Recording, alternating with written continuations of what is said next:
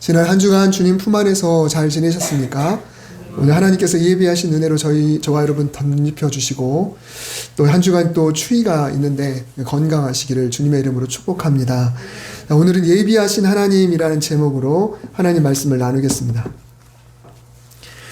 지난 한 주 매일 역대하를 묵상하면서 남유다 후반부에 가장 위대한 왕인 히스기야에 관한 말씀을 나눴습니다. 그가 일으킨 종교개혁이 굉장히 길게 약 3장에 걸쳐서 나오고 있는데요. 똑같은 시대를 기록한 열왕기하가 있습니다. 그러니까 열왕기 상하하고 역대 상하가 비슷하게 나가죠. 사무엘서까지 해서. 그런데 이 열왕기하는 이 히스기야 왕의 종교개혁 내용을 굉장히 짧게 다루고 그 후의 이야기, 즉 아수르가 쳐들어왔을 때 어떻게 그 위기를 극복했는지 그걸 아주 자세하게 다루고 있어요. 열왕기하는 그렇습니다. 그런데 역대하는 반대로 이 뒷이야기인 아수르의 침공에 관해서는 굉장히 짧고 그리고 앞 이야기인 종교개혁의 내용을 굉장히 자세하게 기록하고 있습니다. 이게 관점의 차이죠. 이게 온 이스라엘을 향한 책인 역사책이냐 아니면 유대인들을 위한 책이냐의 그런 관점의 차이가 좀 있습니다. 그러니까 우리가 성경을 읽을 때 열왕기서하고 그리고 역대기를 비교하면서 읽다 보면은 서로 내용이 보완되면서 하나님께서 이스라엘 민족을 통해서 우리에게 무엇을 말씀하려고 하시는지를 훨씬 더 풍성하게 우리가 알아갈 수가 있습니다. 그러니까 통독도 좋고 그리고 옆에 책이 2권 있으면 놓으면서 한번 비교하면서 보면 굉장한 도움이 되겠죠. 지난주 히스기야의 종교개혁에 저는 개인적으로 푹 빠져 있었습니다. 그래서 새벽 기도회 때 그 감동을 함께 나눴는데요. 오늘은 지난주 월요일에 해당하는 그 본문 내용인데 카톡에서 다 담지 못한 그런 말씀, 그러나 새벽에는 함께 나눴던 말씀이면서 제가 받은 은혜를 여러분과 함께 나누고자 합니다. 우리가 믿는 하나님은 어떤 분이신지에 관한 말씀이기도 한데 바로 예비하시는 하나님, 예비하신 하나님, 바로 여호와 일의 하나님에 관한 그런 말씀입니다. 하나님이 어떤 분이신가? 하나님의 속성에 관한 용어가 굉장히 많이 있는데 그 중에 여호와 이레가 있습니다. 이 용어는 창세기 아브라함과 이삭의 이야기에서 등장을 합니다. 우리가 너무 잘 알고 있는 이야기죠. 이 아브라함과 사라가 아들을 낳았습니다. 당시 아브라함의 나이가 무려 100세였는데요. 하나님께서 이 아들을 통해서 우리 집에 웃음을 주셨다라는 그런 의미로 이름을 웃음이라는 뜻을 가진 이삭이라고 지었습니다. 그런데 이 아이가 성인이 되기 전 하나님은 아브라함에게 너무 가혹한 명령을 하나 내리셨죠. 네가 모리아 산으로 가서 나를 위해서 제단을 쌓고 제물을 바쳐서 제사를 지냈으면 좋겠다. 너의 제사를 받고 싶구나. 그런데 제물은 내가 정해주겠는데 바로 너의 아들 이삭이다. 고대 근동에서 자식을 제물로 바치는 종교 풍습은 얼마든지 찾아볼 수 있습니다만 하나님은 그렇지 않는 분이세요. 그런데 너무 혹독한 테스트를 했습니다. 아브라함은 땔감을 나귀에 싣고 종 몇 명과 함께 먼 길을 떠납니다. 3일을 걸었어요. 그리고 저 눈앞에 그 약속하신 장소가 보이니까 종과 나귀는 남겨놓고 내가 이삭과 둘 따로 가서 좀 기도 제사를 지낼 테니까 너희들은 여기 있어라 라고 한 다음에 그 땔감을 아들의 등에다가 지워서 이제 다시 깊이 들어갑니다. 아들은 아버지 왜 제물이 없습니까? 라고 물었고 아브라함은 하나님이 저기다가 미리 준비해 두셨으니까 걱정하지 마 라고 하면서 갔습니다. 아들과 제단을 쌓고 나무도 잘 깔아놓고 갑자기 아버지는 아들을 묶어서 제단 위에다가 올려놓습니다. 그리고 다른 짐승들을 쪼개서 창자를 끄집어내고 각을 떠서 제단에 제물로 올리는 것처럼 그 아들을 그렇게 하려고 칼로 내려치려는 순간 하나님께서 다급하게 막으셨지요. 그러면서 이야기하셨습니다. 네가 네 독자까지도 아끼지 않았으니 이제야 네가 나를 경외하는 줄을 분명히 알겠다. 아브라함이 주위를 살펴보니까 마침 뒤편에 순양 한 마리가 그 근사한 뿔이 수풀에 걸려가지고 보등되고 있는 것을 봤습니다. 그래서 아브라함은 그 순양을 제물로 삼아서 제사를 올리면서 그 장소에다가 이름을 지었는데 그게 바로 여호와 이레입니다. 하나님께서 준비하셨다. 하나님이 진짜로 재물을 준비해 놓으셨다라는 뜻입니다. 여호와 이레는 여호와 더하기 이레인데, 여호와는 하나님의 이름이죠. 출애굽기에서 하나님이 모세에게 나는 스스로 있는 자다라고 할 때 그 언어의 앞자를 따서 표기, 구 이렇게 말하는 표기로 하다 보니까 제호바, 여호와가 됐습니다. 그러면 이레는 무엇일까요? 이레는 보다, 지켜보다, 살피다, 예비하다라는 뜻의 히브리어입니다. 구약에서 하나님의 호칭 여호와라는 말은 수도 없이 나오죠. 그리고 근데 이레라는 그런 단어, 구체적인 단어는 몇 차례 나오지 않습니다. 다만 이레와 어원이 같은 그런 단어는 1300회 이상 엄청나게 많이 나와요. 그런데 정작 두 단어가 붙어있는 형태, 여호와 이레라는 그런 표현은 딱 여기에서만 나오죠. 그러니까 우리가 하나님을 여호와 이레의 하나님 이렇게 이야기를 하지만 그 표현은 이 창세기에서 딱 한 번 나옵니다. 하나님의 속성, 예비하시는 하나님, 그러나 그냥 예비하는 게 아니라 쭉 지켜보시면서 예비하시는 그런 하나님에 대해서 여호와 이레라고 이야기를 하고 있습니다. 자, 그러면 오늘 본문, 하나님께서는 히스기야를 위해 그리고 예루살렘과 이 남유다 사람들을 위해서 무엇을 예비하셨을까? 오늘 함께 나누겠습니다. 이 히스기야의 부친인 아하스 왕이 있었습니다. 이 아하스 왕은 20세의 왕이 되어서 16년 동안 남유다를 통치하면서 온 나라를 우상 숭배로 완전히 뒤덮어 버렸습니다.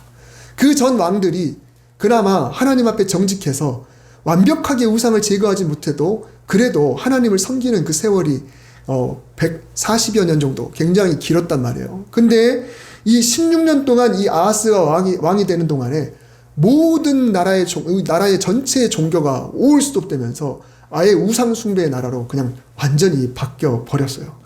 금속으로 바알 신상을 부어서 만들고 우상에게 자녀를 불에 태워서 바쳤어요. 왕이 또 그 왕자 중에 누군가를 그렇게 했어요. 전국에 우상 숭배를 위한 장소로 산당을 곳곳에다 세우고, 산이라면 산 꼭대기마다 제사를 돌아가면서 왕이 원정 다니면서 제사를 지내고, 또 전국의 큰 나무들마다 찾아가서 그 나무 아래서 또 제사를 지냈습니다. 우리나라 무속신앙과 굉장히 비슷하죠. 결국 하나님의 징계로 이 나라의 국력이 급격히 약해지게 되고요. 주변 나라들이 다 쳐들어오게 됩니다. 그냥 말 그대로 동네 북이 됐어요. 그전에는 유다가 강력했기 때문에 쳐들어오지 못했는데, 조공을 오히려 바쳤는데, 이제 역전이 돼서 그들이 막 쳐들어오게 됐고, 심지어 북이스라엘도 나라를 쳐들어와서 성읍들을 박살내고 또 성전의 기물들을 가져가고 포로도 막 한 20만 명 끌고 간 그런 엄청난 일들이 이 16년 안에 일어나게 됐다는 거예요. 아주 기가 막힌 일이죠. 물론 그 포로를 북이스라엘에 다시 돌려보냈습니다. 선지자의 말을 통해서 하나님이 이건 기뻐하지 않는다 그랬을 때 이 포로를 다시 되돌려받긴 했어요. 그래서 이 아하스 왕은 나라가 너무너무 사방에 피해를 입으니까 저 먼 나라 아수르의 힘을 빌어서 좀 이렇게 우리나라가 좀 안전을 차지해야겠다라고 생각을 해서 아수르에다가 거액을 바치고 좀 원정 와서 이 상황을 좀 평정해주고 우리나라를 안전하게 좀 바꿔주세요 라고 부탁을 했어요. 그런데 우리를 도우러 올 것만 같은 아수르가 오히려 와서 자기들이 침공을 해버리는 겁니다. 그런 엄청난 일이 벌어지게 됐죠. 여러분, 이 정도면 웬만한 왕들은 다 돌이켰습니다. 웬만한 왕들이 이건 진짜 잘못했구나, 우리가 하나님 앞에 뭘 잘못해도 크게 잘못했구나 라고 생각하고 회개하고 돌이킬 법한데, 아하스 왕이 선택한 건 뭐냐면 하나님께 화풀이 하는 겁니다. 성전의 기구들을 다 모았어요. 자, 다 끄집어내 라고 한 다음에 그 성전 기구들을 부셨습니다. 근데 부시는데 어떻게 하냐면 여기 선풍기를 갖다가 화분을 부시고, 그리고 교회 안에 있는 빗자루를 갖다가 나무를 부시고, 이런 식으로, 그러니까는 성전의 기구로 다른 기구를 부시는 그런 일들을 저질렀어요. 그러니까 굉장히 좀 이상한 그런 왕이라고 볼 수가 있겠죠. 그리고 쟤를 끄집어내는 부지깽이로 막 향단을 부수고 막 이런 식의 일들을 했다는 거죠. 그게 다가 아닙니다. 성전 구석구석에다가 신상을 다 갖다 놨어요. 여기저기, 이 방에다 갖다 놓고 저기도 갖다 놓고. 솔로몬 성전이 굉장히 크잖아요. 근데 거기 여기저기다가 신상을 다 갖다 놓고, 최후의 조치가 뭐냐면 성전문을 걸어 잠궜습니다. 딱 폐쇄한 다음에 여기는 폐쇄, 아무도 들어가지 마 라고 완전히 걸어 잠궈버렸어요. 그러니까 이제는 제사장도 필요가 없고 레위인도 필요 없고, 그리고 하나님께 그래도 제사 지내고 싶은 사람들이 성전 자체를 들어갈 수 없는, 하나님과의 어떻게 보면 객관적인 단절이 일어나는 그런 상황이 됐던 것이죠. 여러분, 이런 것을 적반하장이라고 이야기합니다. 내가 평소 예배를 멀리하거나 말씀을 잘 지키지 않거나 오히려 무시하면서 살다가 뭔가 내 뜻대로 안 되니까 오히려 하나님이 어떻게 나한테 그럴 수 있냐고 화풀이하고, 그리고 멀쩡히 신앙생활하는 사람들을 핀잔하고 괴롭히고, 애초에 교회를 안 다니던 사람이 그런 이야기하면 그런가 보다 하는데, 교회를 본인 신앙생활 잘못하다가 고통을 당해놓고선 그 책임을 하나님께, 그리고 교회 다니는 사람들 밉고 괴롭히고 결국 교회를 떠나버리는 그런 사람과 같습니다. 웬만한 왕들은 다 돌이켰는데 이 왕은 그렇게 하지 않았어요. 유다에서 역대에 이 정도로 심각한 왕은 흔하지가 않습니다. 오죽했으면 다른 왕들은 왕만을 모시는 그런 묘실이 있습니다. 장례를 치를 때 왕들만 모시는 묘실이 있어요. 그런데 이 아하스 왕은 장례를 치를 때 왕의 묘실에 들어갈 자격조차 안 된다라고 해서 밖에 예루살렘 성에 있는 일반 그냥 묘지에다가 장례를 치렀습니다. 그러니까 그 정도로 이 왕은 악한 왕이에요. 그 다음 왕이 위대한 왕 히스기야입니다. 히스기야는 유다의 모든 왕 중에서 어떤 면에서 최고라고 제가 말씀을 드렸나요? 하나님을 의지하는 데 있어서, 하나님을 의지하는 데 있어서는 다윗과 솔로몬도 능가할, 모든 왕을 능가할 정도로 그렇게 히스기야는 인정받은 왕이었습니다. 그러니 솔로몬보다 더한, 다윗보다 더한 사람, 왕이 됐으니 이거를 뭐랄까요, 자기 아버지 때는 숨기고 있다가 꾹 참고 있다가 아버지가 세상을 떠나자마자 당장 빨리 성전부터 열어라고 개혁을 시작한 거예요. 그러니까 히스기야는 그랬습니다. 히스기야의 종교개혁 이 과정이 오늘날 교회가 어떠해야 되는지 그것을 담고 있는데, 오늘은 그 중에 일부를 함께 나눕니다. 먼저 예루살렘에 사는 제사장과 레위인을 모아요. 그들의 업무가 없었잖아요. 그들 일단 모아서 폐쇄된 성전문을 열고 그리고 대청소를 실시합니다. 얼마나 더럽습니까? 더럽다는 게 그냥 흙먼지를 말하는 게 아니라 우상이 여기 다 들어있으니까 그 의상들을 다 끄집어내서 강가로 가져가서 다 파괴하고 다 불태워버리죠. 그리고 성전 기물들을 복원합니다. 왜요? 다 부셔졌잖아요. 다 부셔졌으니까 그거 다 만들어내야 돼요. 일일이 그거를 다 만들어야 합니다. 급하게 이걸 다 만든 다음에 빨리 해야 되는 게 뭐냐면 회개였어요. 하나님, 이 민족의 온 백성의 죄를 회개합니다. 그런 의미에서 회개의 제사로 속죄 제를 드립니다. 가장 먼저 하나님 용서해 주세요. 히스기야가 무슨 죄가 있어요? 그런데 이 민족의 죄다라고 여기고 이 속죄 제를 하나님께 거창하게 드립니다. 그 다음에는 레위인들을 모아요. 그리고 레위인들에게 너희가 연주할 수 있는 악기들을 다 준비해라 라고 하고, 그 모든 예루살렘에 있는 유다에 있는 백성들을 모아서 하나님 앞에 찬송을 합니다. 악기로 그리고 목소리로 그렇게 찬송하고 온 회중이 찬양과 함께 하나님께 경배하는 그런 일들이 벌어져요. 회개와 찬양과 경배가 모두 한마음이 돼서 이루어지는 그 모습, 이것이 바로 교회가 해야 할 바, 성도들이 해야 할 바인 것입니다. 교회는 주님 용서하여 주옵소서, 그리고 하나님을 찬양합니다. 하나님을 경배합니다. 이게 다 이루어져야 하는 것입니다. 여러분, 회개를 한다는 것은 우리에게 복이에요. 우리가 하나님이 그런 회개할 수 있는 기회를 줬다는 것이 얼마나 은혜인지 모릅니다. 우리가 교회에 나오면서 하나님 앞에 부끄러운 모습 갖지 않으면 안 되는 겁니다. 하나님, 우리는 연약합니다. 그래도 하나님의 그 사랑 앞에 우리가 나아갑니다. 그래서 주회전에 나올 때 하나님, 제가 죄인입니다. 주님의 십자가 공로를 의지합니다 라고 하는 회개가 늘 있어야 하고, 우리가 찬양할 때 그 찬양을 그냥 대충 노래라고 여기지 말고 가사에 빠지면서 하나님을 마음껏 올려드리는 그런 시간을 보내야 되는 것이죠. 이 모습이 정말 16년 만에 오랜만에 찾아온 그런 아름다운 장면이었습니다. 자, 그러면 오늘 말씀의 제목 그리고 처음 질문으로 돌아가서 하나님께서 히스기야의 종교개혁 사건에서 예비한 것이 도대체 무엇이었을까? 바로 이 시점부터 시작이 됩니다. 회개하고 찬송하고 경배한 이 축제의 시간 후에 일어나게 되는데요. 하나님은 지금 이때가 이것으로 그냥 끝내서는 안 되겠다. 지금 이 제사만으로 끝내서는 안 되겠다라고 여겼습니다. 그래서 백성들에게 권해요. 이제 마땅히 나와 제물과 감사 제물을 여호와의 전으로 가져오라. 그러니까 다시 말하면 너희가 이제 정결을 하게 됐으니까 이 거룩한 몸으로 이제 우리가 뭘 해야 되겠어? 하나님께서 그동안 우리를 돌봐주셨는데 우리가 잊고 있었던 그 감사를 우리가 하나님께 올리자. 그리고 그동안 하나님과 깨져 있었던 관계를 회복하자라는 의미에서 번제와 화목제를 드려야겠다라고 생각했던 것이죠. 그냥 속죄제만으로는 안 된다. 하나님 앞에 우리의 죄를 용서해달라고 하는 속죄제만으로는 안 되고 나는 하나님의 것입니다. 하나님 나를 구원해 주심에 감사합니다라고 하는 번제와 그리고 하나님과 우리는 하나입니다. 하나님과의 깨졌던 관계가 회복되기 원합니다라고 하는 이 잔치와 같은 화목제를 드려야겠다라고 이야기를 했어요. 그래서 제물과 감사 제물을 가져오라고 명령을 했습니다.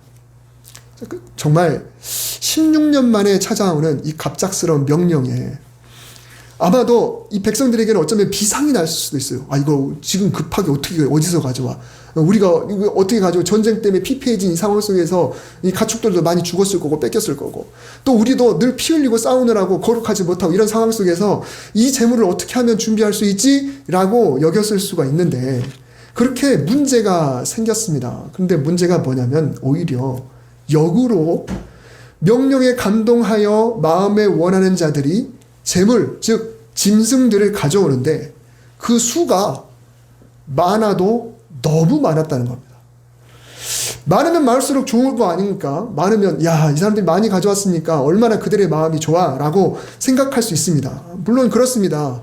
돈이라든가 가상재산 싸워둘 필요가 없는 이렇게 쟁여놓을 필요가 없는 그런 것이라고 한다면 상관없죠. 그런데 짐승이잖아요.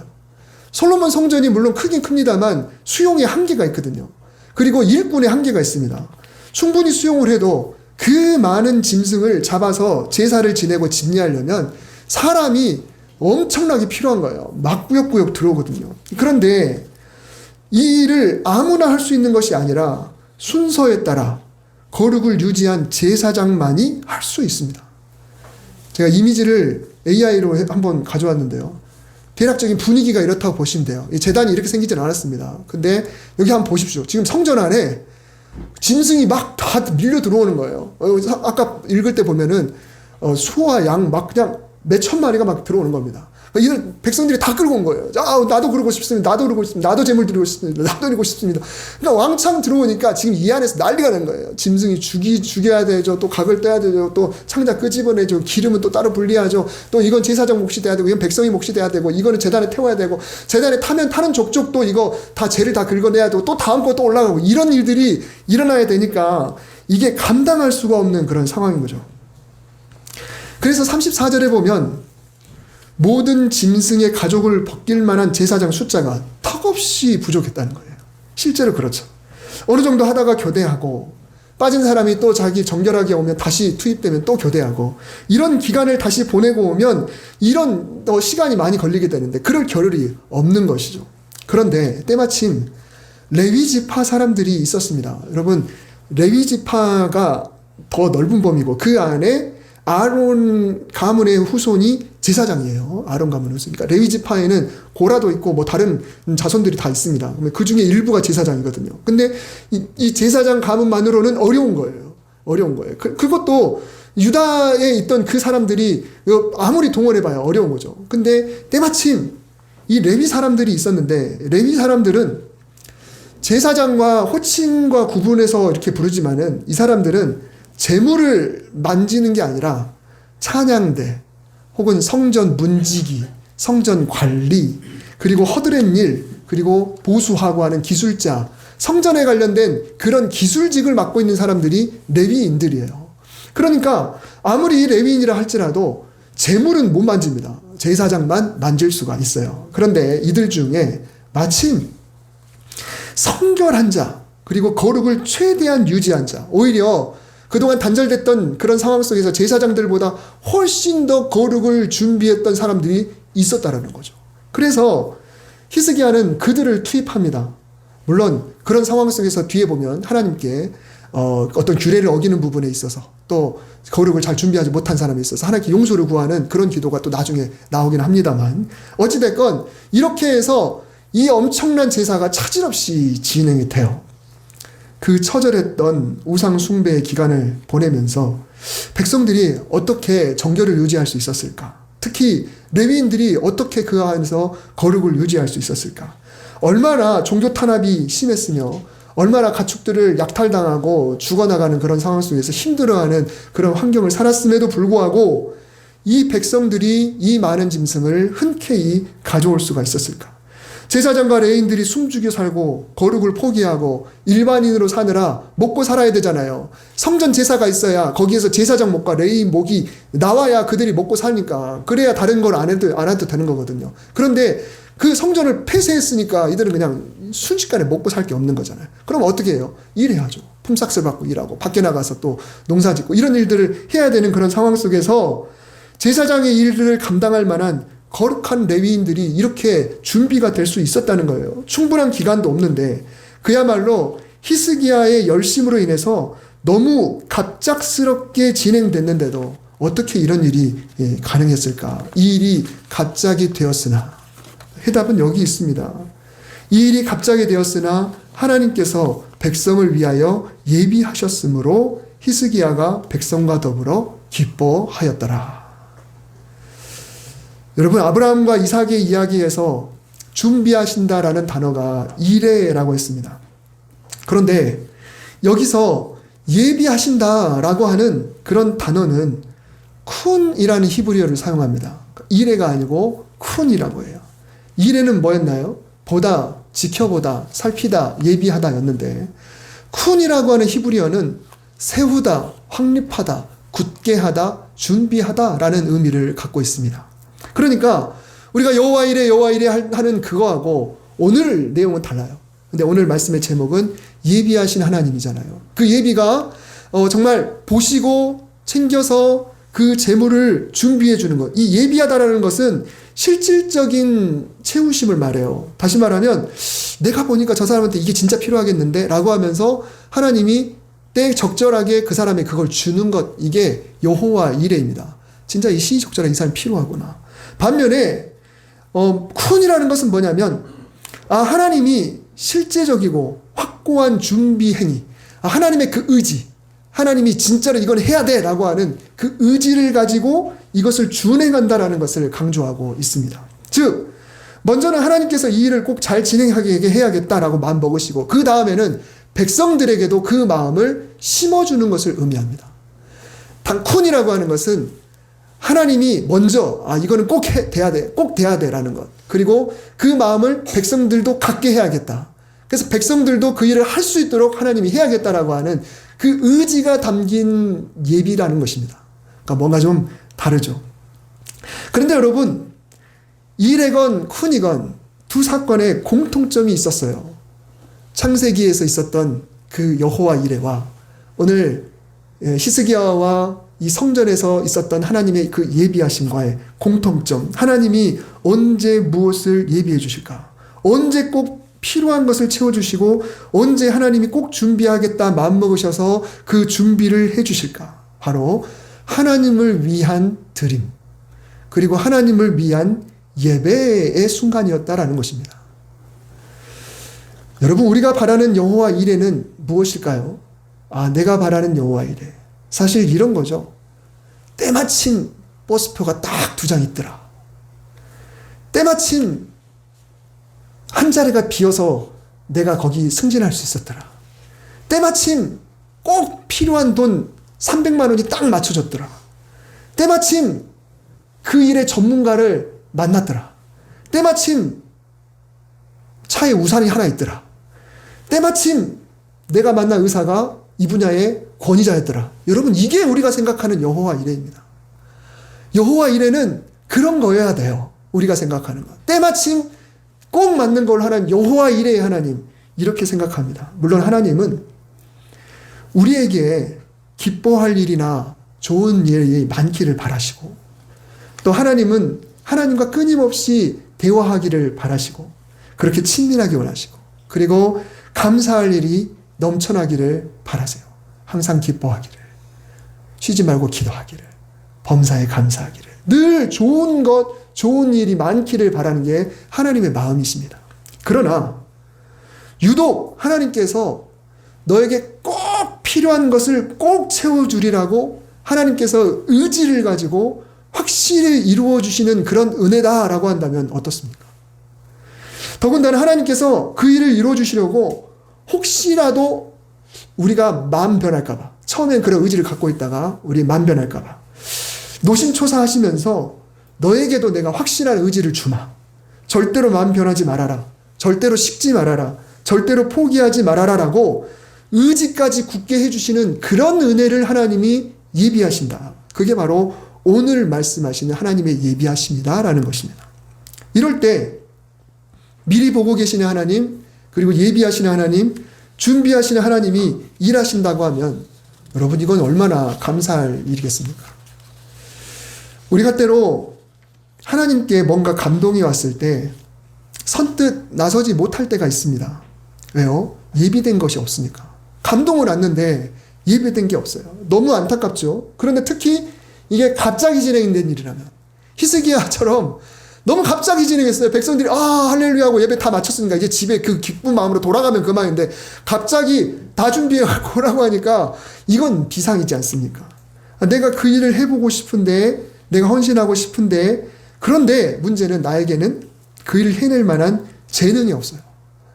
나에게는 그 일 감당할 만한 건강이 없습니다. 쳇바퀴처럼 돌아가는 일과에서 나에게는 그 일을 할 만한 시간이 또 없어요. 때로는 물질이 또 부족해요. 사실 우리는 대부분 하나님께 뭔가 드리고 싶어도 그렇지 못하는 현실 때문에 속상할 때가 참 많이 있습니다. 나도 그렇게 하고 싶은데, 나도 이 타임에 이렇게 하고 싶은데, 지금 이 타임에는 내가 그때 같으면 할 수 있는데 라고 하는 그런 마음 들 때가 얼마나 많이 있습니까? 근데 하나님 당신을 위해서 하겠다는 거. 하나님을 위해 필요합니다. 하나님의 교회를 위해서 필요합니다. 하나님 복음을 위해서 필요합니다. 하나님 나라의 확장을 위해서 필요합니다. 하나님을 위해서, 하나님의 영광을 위해서 이 일이 필요하다는 정확한 그런 의지가 있다고 한다면 하나님도 거기에 의지를 두시고, 큰 의지를 두시고, 나도 내가 그 의지를 갖고 너에게도 그 의지를 심어주고, 내가 이 일은 반드시 이루어지도록 내가 예비해 주마라고 하는 그 말씀이 바로 오늘 우리에게 주시는 말씀이다라는 것입니다. 여러분, 오늘 주님의 이름으로 축복합니다. 이 일이 갑자기 되었으나 하나님께서 백성을 위하여 예비하셨으므로 히스기야가 백성과 더불어 기뻐하였더라. 이 일이 갑자기 되었으나 하나님이 백성을 위하여 예비하셨으므로 히스기야가 백성과 더불어 기뻐하였더라. 우리가 하나님을 예배하고 하나님께 감사하고 하나님과 화목하기를 위해서 뭔가를 구할 때 아직 준비하기에는 턱없이 부족한 상황이라 할지라도 하나님께서 저와 여러분을 위해서 의지를 가지고 예비하셔서 충분히 감당할 만한 것으로 풍성히 채워주시기를 주님의 이름으로 축복합니다. 무수한 짐승이 들어오듯이 하나님께서 부어주시고 그 일을 감당할 만한 레위인들처럼 준비시켜주시고, 그래서 우리 교회 공동체 모두가 이 히스기야의 이 잔치처럼 더불어 기뻐하는 그런 일들, 그런 은혜, 여호와 일에 그리고 예비하시는 하나님이 바로 우리의 하나님이 되시기를 주님의 이름으로 축복합니다. 기도하겠습니다. 하나님, 하나님의 도우심을 구합니다.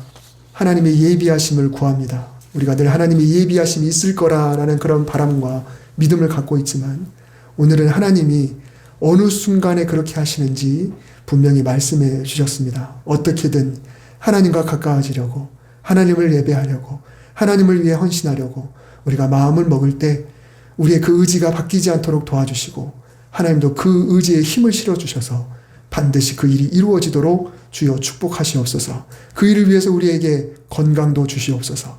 시간도 허락하시옵소서. 재능도 허락하여 주옵소서. 사랑의 마음도 허락하여 주옵소서. 그리고 물질도 허락하여 주시옵소서.